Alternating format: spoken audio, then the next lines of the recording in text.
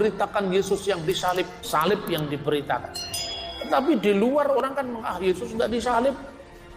Lah anehnya, yang mengatakan Yesus nggak disalib itu lebih pede ketimbang yang mengatakan setiap minggu kita mengatakan yang disalibkan pada masa pemerintahan Pontius Pilatus. Lu itu kan kredo sejarah, bukan sekedar kredo iman. Iya, shalom bagi kita semua dimanapun kita berada saat ini. Kiranya kita semua tetap berada dalam keadaan sehat dan apapun yang merupakan aktivitas kita sepanjang hari ini, kiranya Tuhan Yesus memberkati. Dan kembali berjumpa lagi di channel kita ini, yaitu Zimayan Yasin. Terima kasih buat teman-teman semua dan juga para sahabat yang sudah mendukung perkembangan channel ini dengan setia, dan kiranya kita tetap menggunakannya untuk menjadi berkat bagi semua orang.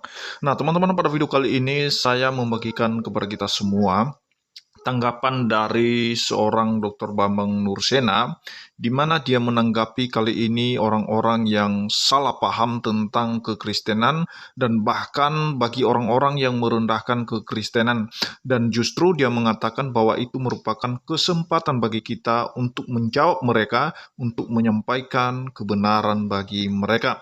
Sebelumnya mari kita simak videonya yang berikut ini. Memberitakan Yesus yang disalib, salib yang diberitakan. Tapi di luar orang kan Yesus nggak disalib. Lah anehnya, yang mengatakan Yesus nggak disalib itu lebih pede ketimbang yang mengatakan setiap minggu kita mengatakan yang disalibkan pada masa pemerintahan Pontius Pilatus. Lu itu kan kredo sejarah, bukan sekedar kredo iman. Jelas yang nyalib siapa, di zaman siapa. Masa begitu kurang pede? Hanya dikalahkan oleh tafsir sebuah kitab suci yang muncul ratusan tahun setelah peristiwa. Benar, pasti Nabi Isa melanjutkannya. Yang menghancurkannya Nabi Isa sendiri. Yang mengatakan itu patung dia, maka itu dibantah oleh Al-Quran. Wa ma qataluhu, mereka tidak membunuhnya. Wa ma salabuhu, mereka tidak menyalibnya. Walakin syubbiha lahum, ada orang lain yang diserupakan dengannya. Bila ada orang berkata, kamu jangan kaji-kaji agama kami, jangan bahas-bahas agama kami, urus sajalah agama kamu. Lakum dinukum waliyadin. Kami tidak mungkin membahas agama kamu kalau Allah tidak menyebutkannya dalam Al-Quran. Jadi sebetulnya dalam konteks evangelisasi yang perlu diluruskan itu adalah minder wartehait komplek kita ini loh. Ini harus kita hilangkan dulu, jangan minder lagi. Karena apa? Soal penyaliban misalnya. Saya sering membuat ungkapan-ungkapan yang mungkin bagi orang lain itu tidak enak, tapi itu sekedar mengagetkan orang. Saya bilang, Yesus nggak disalib Pak, ya sudah terserah kamu kalau kamu mengakui Yesus nggak disalib, tapi itu kan kitab sucimu, atau lebih tepat tafsir kitab sucimu. Nah terus kalau menurut Injil, Yesus disalib. Lah kalau saya ngomong menurut Injil itu kan keyakinan saya. Kamu ngomong menurut Quran itu keyakinan kamu, yang nggak selesai. Memang keyakinan biadu keyakinan. Sekarang berani nggak kamu tutup kitabmu, saya tutup kitab saya? Lah untuk apa? Ya cari sejarah aja. Wong Yesus itu pernah hidup di fakta sejarah. Dia kan sosok historis. Masa nggak ada catatannya? Ayo sekarang berani nggak? Saya tutup Alkitab saya. Kamu tutup juga kitabmu. Yesus disalib apa? Pasti disalib Yesus itu. Itu catatan sejarah. Makanya ketika saya ngomong begini, saya tidak pernah mau debat teologis. Karena debat teologis nanti kalau keliru ngomong masuk penodaan agama. Iya kan? Karena kita ngurusi kitabnya orang lain, lebih baik kamu tutup kitabmu, saya juga fair, saya tutup kitab suci saya. Yesus pasti disalib. Mau marah nggak bisa sama saya. Memang faktanya Yosefus bicara penyaliban Yesus. Hanya berjarak 50-an tahun dari peristiwa. Kemudian Cornelius Tacitus bicara penyaliban Yesus. Itu seorang senator Roma dan ahli hukum Roma. Yesus disalib.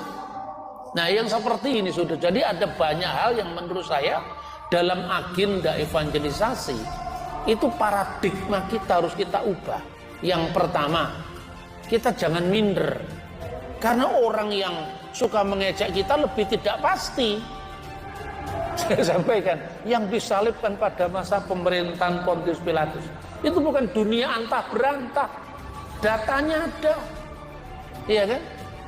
Nah, hal-hal yang lain, soal Tritunggal, soal keilahian Kristus, itu rata-rata orang memahami karena Tuhan disamakan dengan fisik matematika. Orang mengatakan Bapa, Putra, dan Roh Kudus, 1 tambah 1 tambah 1 sama dengan 3.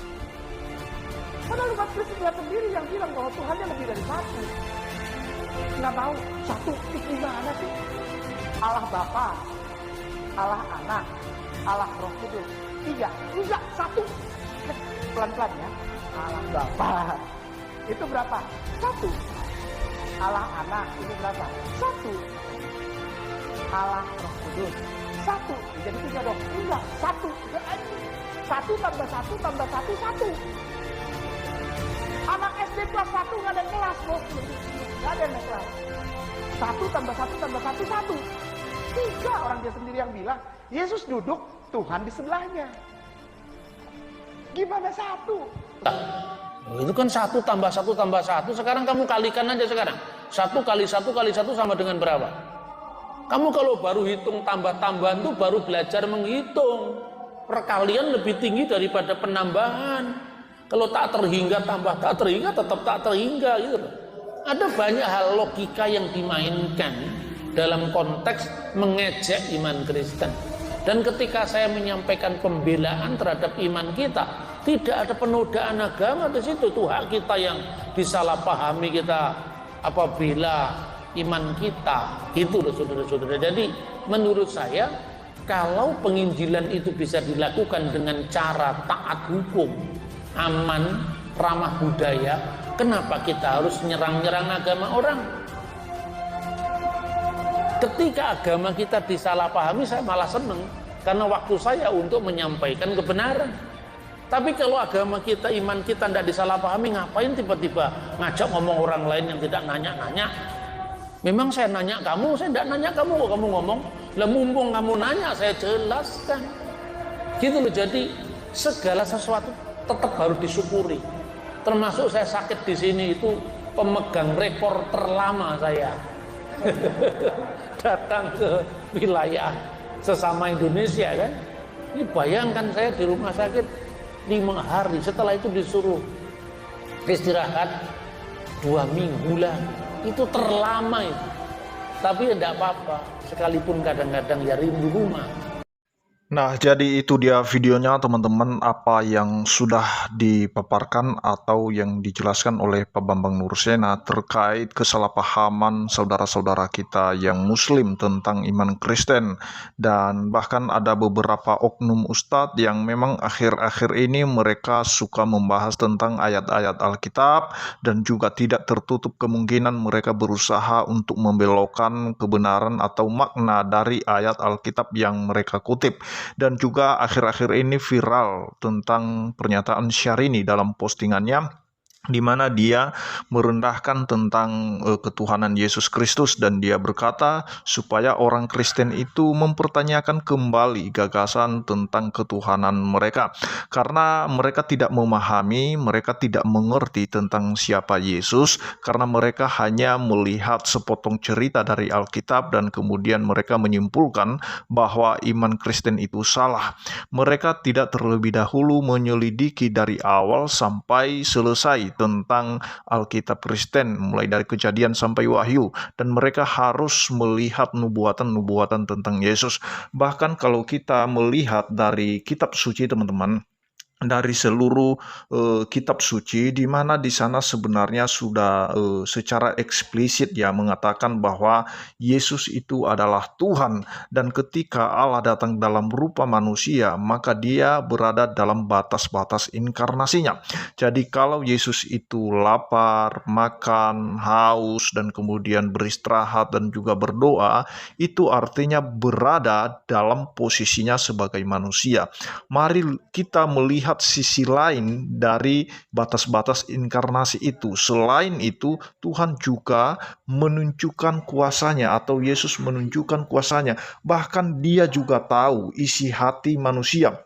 seperti niat-niat hati yang jahat dari orang-orang Farisi, ahli-ahli Taurat, dan lain sebagainya. Tuhan juga mengetahui tentang hal itu dan juga Dia melakukan banyak hal-hal yang ajaib yang memang itu bukan masalah atas izin Tuhan atau tidak, karena memang Dia berkuasa untuk melenyapkan segala sakit penyakit dari tubuh manusia, dan juga Dia berkuasa untuk mengusir roh jahat, dan juga berkuasa untuk membangkitkan orang yang mati untuk hidup kembali. Dan itu salah satu bukti bahwa memang Dia adalah Allah yang berkuasa atas semuanya itu. Karena Yesus sendiri mengatakan, kalau Bapa bekerja, apa yang dikerjakan Bapa, aku juga mengerjakannya. Kalau Bapa membangkitkan orang mati, aku juga membangkitkan orang mati. Aku bisa menghidupkan. Itu perkataan Yesus. Apa artinya? Bahwa memang Dia adalah Allah yang sebelum Abraham ada, itu Yesus sudah ada. Dan itu perkataan Yesus sendiri, dan juga dibenarkan hal itu oleh Yohanes dalam tulisannya,